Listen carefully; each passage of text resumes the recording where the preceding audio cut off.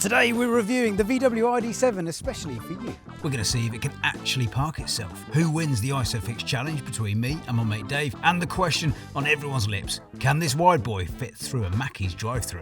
Now Volkswagen, or Volkswagen as my kids call them, have been bringing out some really good electric cars. And we've driven them all. ID, standing for Intelligent Design, was conceived to be the third chapter in the Volkswagen story, from the Beetle to the Golf to full electric. One of the first ones we drove was the VW ID.3. Great little car, really nimble, brilliant city run around. From hatchback to the minivan, we've had the ID.3, the ID.4, 5 and the Buzz. And leaving them all in its dust is the ID.7. This is basically a Passat, an electric Passat, and they sold a boatload of those, really popular cars. Will this be a good alternative, an electric alternative to that? Let's talk about range. This beauty boasts a battery size of 82 kilowatt hours, providing a monstrous range of 382 miles on a single charge. Not to mention, this car is anything but slow, doing 0 to 60 in just 6.5 seconds and having a top speed of 112 miles per hour. It has a maximum DC charge rate of 175 kilowatts, meaning on an ultra-rapid charger, you can go from 10 to 80% in just 28 minutes. It's comfy. It's a comfy car. London to Scotland, if you're doing that on a regular occurrence, then this is definitely the car for you. Great for long distance, comfortable, sleek, stylish travelling. If you spend your weekends chauffeuring your little freeloaders from one event to another, this EV could be for you. Not only because it's zero emissions, but it's going to save you a fortune compared to the petrol equivalent. And if you have solar and a home charger, it's game on. Oh, going around a nice bend here. Feels sturdy. It's a heavy car, so it's going to handle corners like this with no problem. And obviously, having an electric battery in the bottom of the chassis gives you that extra purchase on the terrain. Good steering wheel. Nice. It's not a patch on the Lexus. Yeah, I always have a thing I say about Lexus. It's like the Japanese Mercedes. That's still my favourite steering wheel on a car. Now, we brought the ID.7 to one of our favourite bridges, not just to show you the beautiful similarities between the sloping roofline, which gives it a lovely sporty look. You've also got this great tow hitch, which is another bit of intelligent design. And another bit of intelligent design is this part. So this is where the electricity goes in. And instead of a lot of cars which open sideways, this goes up, meaning you don't get a wet hand when you charge it. Now, one of the bonuses about this car is it has CCS, which means it can charge very fast. Right, let's have a look around the front of this lovely ID.7. Got my pointer, and it's very good at pointing out things. So we've got a camera there, we've got some radar technology there. And what really stands out at night is this front light bar, which really makes it stand out on the road. You've got these clever lights, which are like eyeballs, they move around, very intelligent design. And not to mention, we've got air holes there for increased aerodynamics.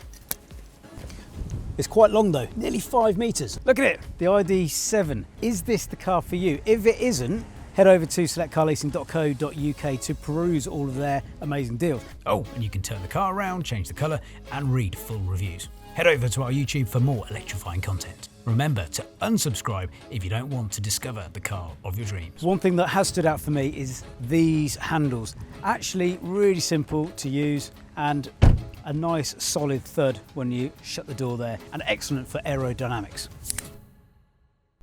Welcome to my happy space. If you do a lot of driving, you're going to love the interior.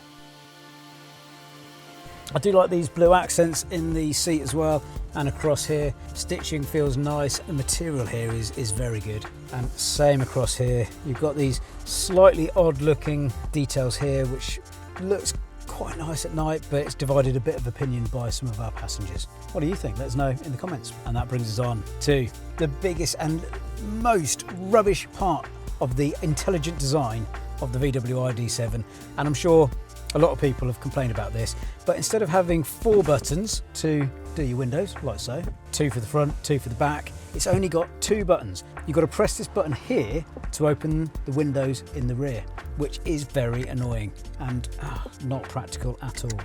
not intelligent design. Now, naming a car intelligent design is a big statement, and aside from a trip to McDonald's, we're also keen to investigate whether this car really lives up to its badge, as when it comes to the user interface, the previous models aren't the most user-friendly. So we've driven a lot of cars in the ID range.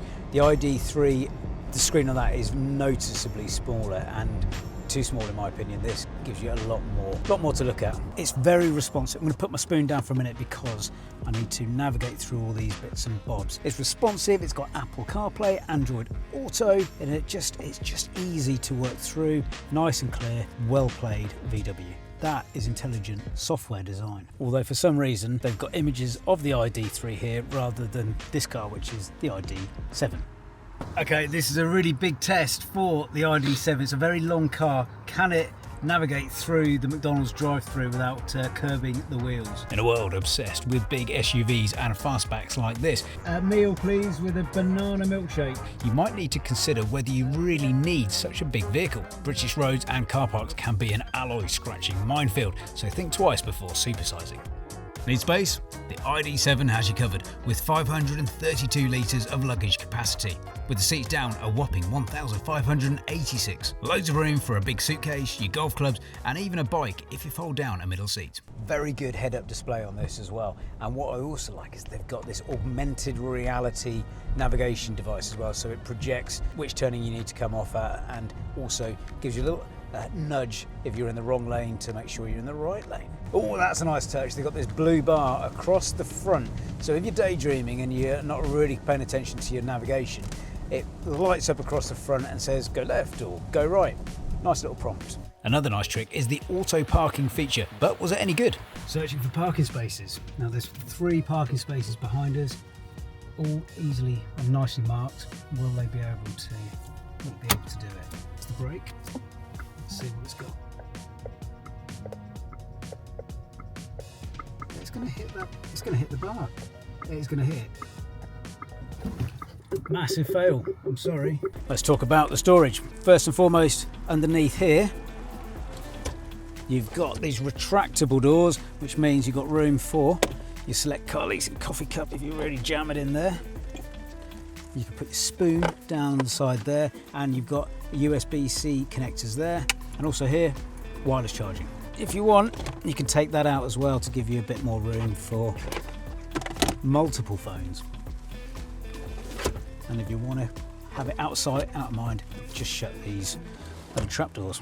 Under here, more storage, and it's even got this clever little drawer for putting your sources or your little mini cameras. But a big minus is the glove box. It is pathetic, and I think it's because there's probably a fuse box or something under there, and you've just about got enough room for your battery bag. Welcome to the back seats. Now this is where the fun begins. So decent amount of headroom in the back. You've got room for your phone in these little pockets. You've also got another little pocket there. Loads, a felt lined back pocket, and a big old armrest. 3 cup holders, which also has a door into the back. Recently, we challenged some Reading FC first team players to both the Booty and ISOFIX challenge, and with that previous experience raising kids, they struggled. Let's see how myself and dad of 3, Dave, gets on against the master. This is my mate Dave. He's got many kids, so we're going to do the ISOFIX challenge. Dave, are you ready? Born ready. On your marks, get set, go! Get those down, put that in. Oh no, it's not working. Down as well there. Get that in, locked in, done. Oh, it's a dead heat! I think I won. It's a dead heat! Okay, can you get a baby strapped in there? Dave was convinced he won the ISOFIX challenge. I think it was a draw, to me. We'll let you decide in the comments. This car ticks so many boxes and will no doubt be a popular EV, especially if you drive long distances, have kids and other paraphernalia, and if safety is important to you.